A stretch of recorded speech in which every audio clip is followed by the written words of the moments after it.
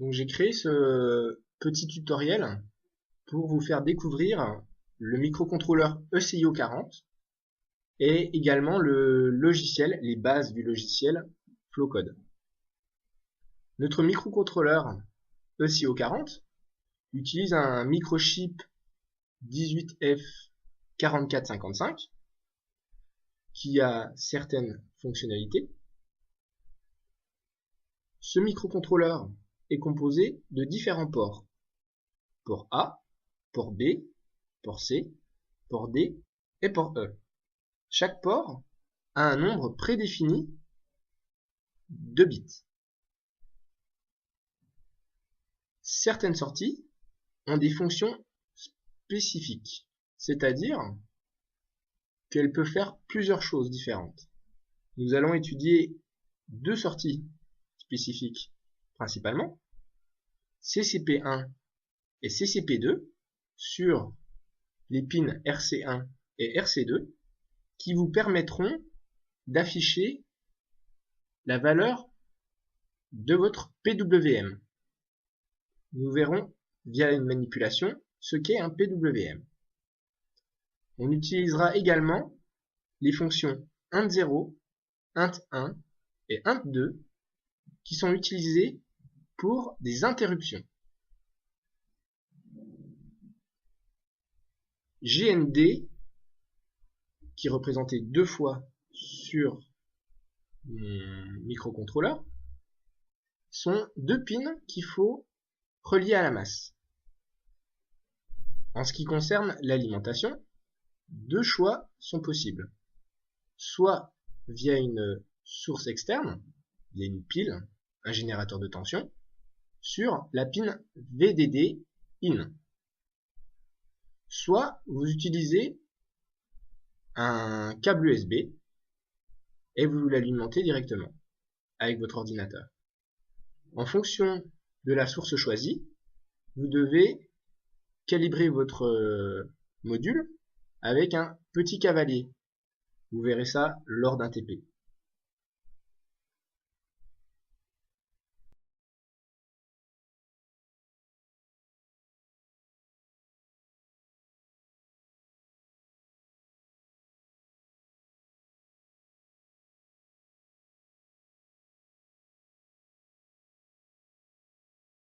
L'objectif de ce tuto est de vous apprendre les premières notions avec le logiciel Flowcode.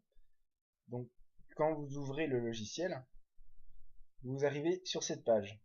Vous allez donc créer un nouvel organigramme sous Flowcode. Voilà. Choisissez votre microcontrôleur, ECIO 40. Vous pouvez fermer la première page de propriété. Voilà. Vous avez deux parties. À gauche, votre algorithme. À droite, votre panneau de simulation. Vous pouvez dans Afficher, Options projet, et vous vérifiez si vous avez choisi le bon microcontrôleur, ECIO 40, et la vitesse d'horloge, vous voyez 48 MHz. Voilà. Donc l'objectif de ce TP, c'est de faire clignoter une lampe avec un interrupteur. Quand on enclenche l'interrupteur, la lumière s'allumera, et quand on éteindra l'interrupteur, la lumière s'éteindra. Nous allons commencer notre algorithme par une boucle. Quand on commence notre programme, nous allons partir du début jusqu'à la fin. Pour que l'action se répète et qu'on vérifie toujours l'état de notre interrupteur, nous allons donc ajouter la boucle et travailler dans la boucle. Nous allons ajouter une entrée qui représentera l'interrupteur et la sortie, la LED. Vous double-cliquez sur l'entrée. Vous allez dans un premier temps créer une variable. Ajouter variable qu'on appellera état.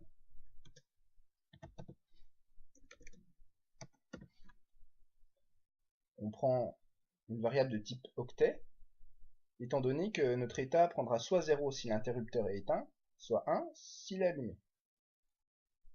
Vous l'utilisez en double-cliquant dessus. Nous allons travailler sur le port A et sur le bit unique 0. Pourquoi le bit unique 0? C'est-à-dire que nous allons travailler sur la pin 0 du port A. Vu qu'on aura comme valeur soit 0 soit 1, on travaille uniquement sur une pin. Si on aurait voulu travailler sur un octet, on aurait sélectionné le port complet. Maintenant, la sortie. La sortie, on va réutiliser la variable état. On va sélectionner le bit unique 1 cette fois-ci. Ok. Voilà, notre algorithme est fini. Nous allons ajouter maintenant en entrée un switch et en sortie une LED. Maintenant, il ne reste plus qu'à connecter nos composants à notre microcontrôleur. On clique droit et on va dans connexion. La LED était connectée sur le port A, bit 1. Le switch, connexion port A, bit 0. Voilà. Donc on va lancer la simulation avec sur le sigle play. Donc là la simulation est lancée. Nous allons cliquer sur l'interrupteur pour vérifier. La LED s'allume. On vérifie quand même l'inverse. La LED s'éteint. Donc ça fonctionne. Voilà.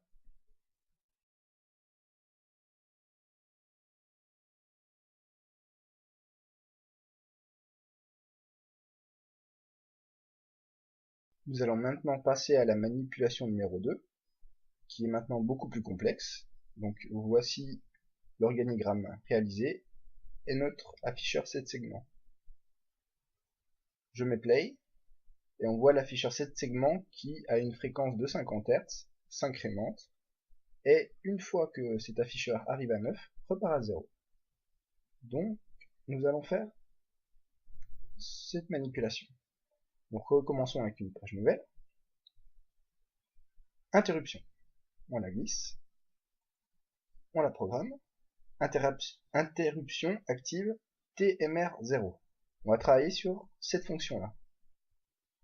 Au sein de notre microcontrôleur, notre fréquence est de 48 MHz.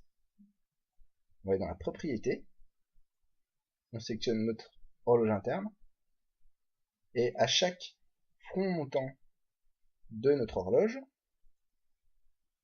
nous allons interrompre notre programme. Donc là, nous réglons la fréquence à 183 Hz. Voilà. Et nous allons créer une nouvelle macro. Cette macro sera active à chaque fois qu'il y aura interruption. Donc toutes les 183 à une fréquence de 183 Hz. On va l'appeler compteur. On va créer et éditer la macro. L'objectif de cette macro est d'incrémenter un compteur pour permettre d'avoir au final une fréquence de 50 Hz. Actuellement, on est à 180 Hz. C'est à peu près, on va dire à peu près, divisé par 3. Donc, on va dans Calcul. On crée une nouvelle variable qu'on va appeler compte de type octet. Et on va l'incrémenter.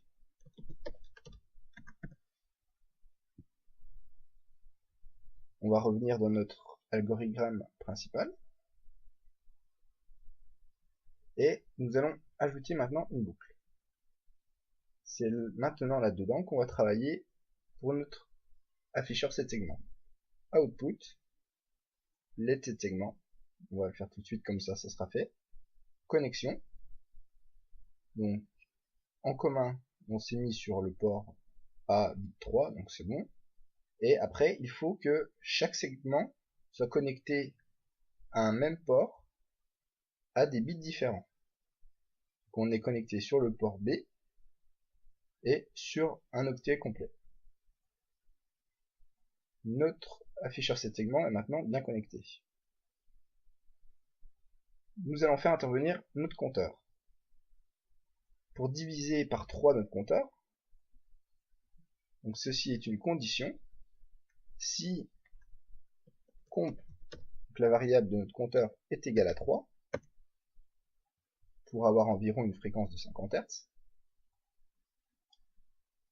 Nous avons soit oui, soit non.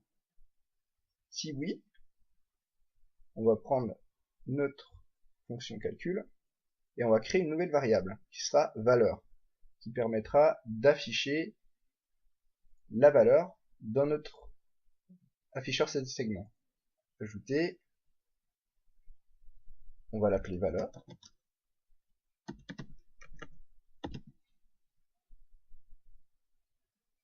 Utiliser et on va l'incrémenter.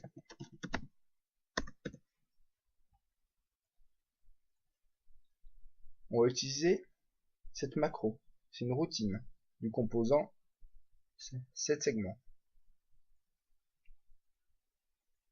Double-clic, LED, afficher chiffre. Donc, ce que nous voulons afficher, c'est notre variable valeur. Et après, soit on met 0 si on veut pas de le point décimal, soit on met 1 si on veut. En l'occurrence, on n'en a pas besoin. Voilà. On va réinitialiser notre compteur à 0.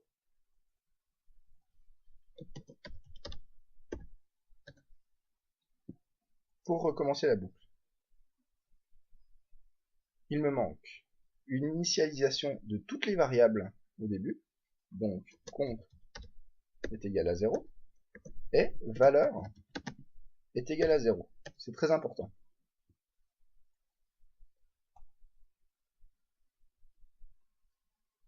Maintenant, il nous manque encore une petite chose, c'est de mettre une condition supplémentaire au cas où notre compteur arrive à 10. Donc on rajoute une condition ici. Si valeur est égale à 10, il va falloir réinitialiser la variable valeur à 0.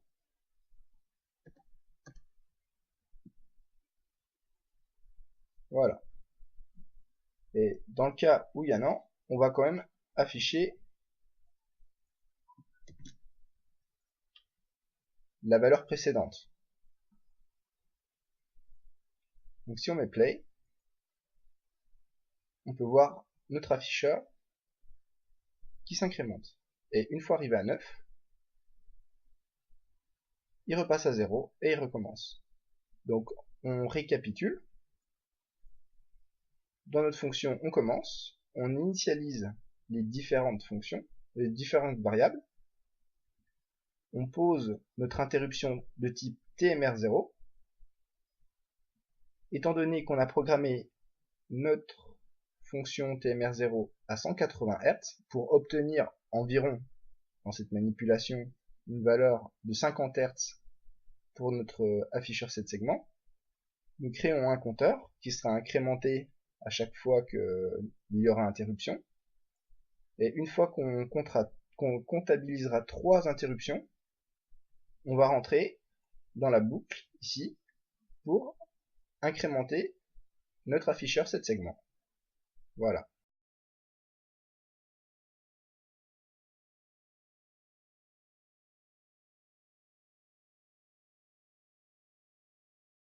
Dans cette manipulation numéro 3, nous allons réutiliser l'exercice précédent. Mais cette fois-ci, nous allons faire intervenir un PWM, qui en français est un MLI, modulateur de largeur d'impulsion. C'est un composant très utile car nous pouvons contrôler la fréquence de sortie sur une pin CCP1 et également faire varier le rapport cyclique. En cliquant droit dessus, propriété étendue, vous obtenez cette fenêtre. On retrouve l'horloge interne de notre microcontrôleur de 48 MHz et la fréquence en sortie sur la pin CCP1. Donc pour faire varier cette fréquence, on peut diviser par 16, ce qui fait qu'on travaille avec une fréquence plus basse, presque 3 kHz. Maintenant ici, nous avons une période de registre. C'est le nombre de rapports cycliques sur lequel on peut travailler. On s'aperçoit que quand on fait diminuer cette valeur, la fréquence augmente légèrement. Donc c'est normal, mais je ne vais pas rentrer dans ces détails pour mon tuto. Voilà. Donc on va travailler avec une fréquence de 3 kHz.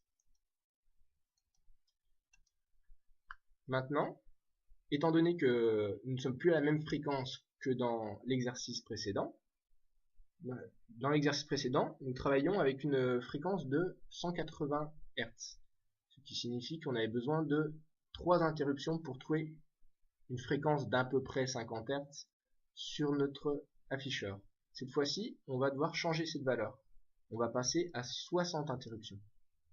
60 fois 50 Hz, ça fait 3000, donc c'est bon. Maintenant, nous faisons intervenir les routines composants. PWM, enable. Nous allons mettre 1 qui représente le premier cadran.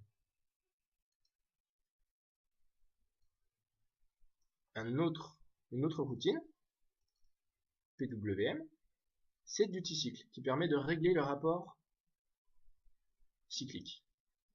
Nous travaillons sur le cadran numéro 1 que nous avons actionné juste avant, virgule, et maintenant il nous demande un paramètre nDuty. Pour déterminer le pourcentage du rapport cyclique, nous allons utiliser la période de registre que nous avions mis juste avant à 249. Nous allons utiliser cette période de 249 plus 1, donc 250, et on va diviser nombre d'UTI par cette valeur. Donc si par exemple nous utilisions 150, 150 divisé par 250, on obtient un rapport cyclique de 60%.